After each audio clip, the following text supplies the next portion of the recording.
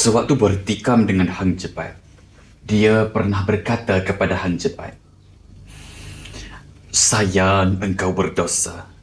Jika lain daripada dosa ini, tiada engkau mati. Barang tipunya dayaku pun, kulepaskan juga engkau daripada mati."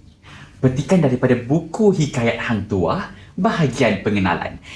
Cuk. Sebelum saya teruskan, kata orang tak kenal maka tak cinta. Maka, perkenalkan, saya Muhammad Hadif Imran bin Osman, penuntut SMK Tuanku Lailatul Syahrin. Kod sekolah saya ialah REA 0084. Sudah kenal saya? Ini bermakna kita sudah bercinta. Bismillahirrahmanirrahim. Assalamualaikum warahmatullahi wabarakatuh. Salam sejahtera dan salam Malaysia Madani. Baca dan bahagia. Membaca melestarikan perpaduan. Atas dasar perpaduan, saya berasa begitu teruja untuk berkongsi resensi buku karya agung sastra Melayu klasik, iaitu buku Hikayat Hang Tuah.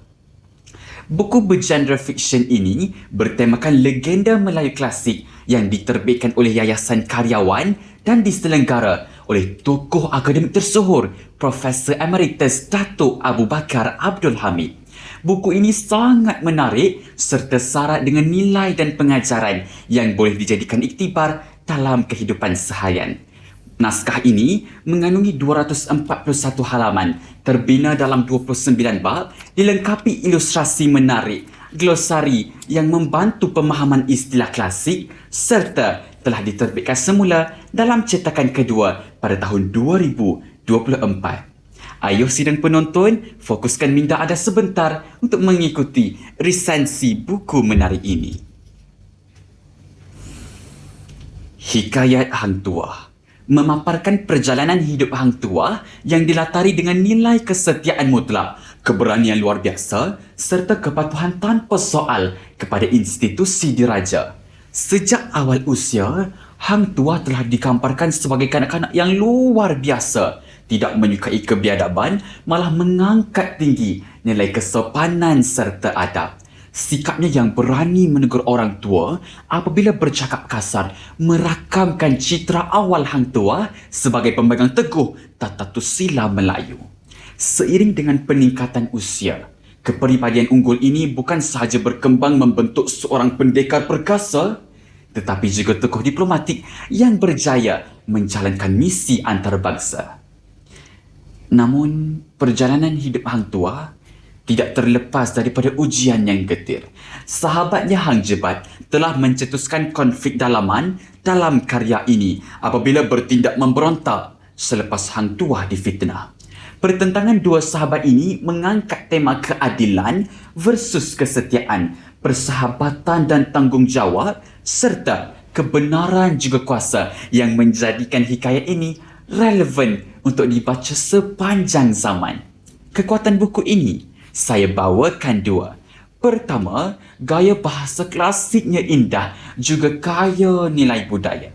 Buku ini mengekalkan gaya penulisan hikayat dengan irama tradisi lisan yang berulang, berstruktur dan juga merdu. Ada peribahasa, kiasan dan ungkapan adat yang memperkaya khazanah kosakata Melayu.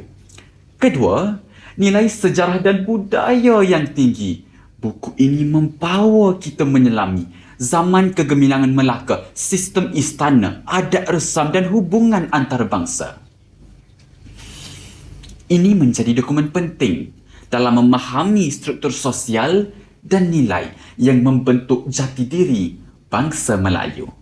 Sidang penonton, pada pandangan saya, jalan cerita dan gaya bahasa novel ini mudah difahami serta syarat dengan nilai dan pengajaran yang boleh dijadikan iktibar kepada pembaca, terutamanya golongan muda. Hal ini saya katakan sedemikian kerana novel ini menekankan nilai jati diri dan tanggungjawab yang semakin terhakis dalam kalangan remaja kerana penggunaan media massa yang tidak terbatas. Dari segi ilustrasi kulit buku pula, pada pandangan saya, ianya sesuai dengan jalan cerita yang dihasilkan.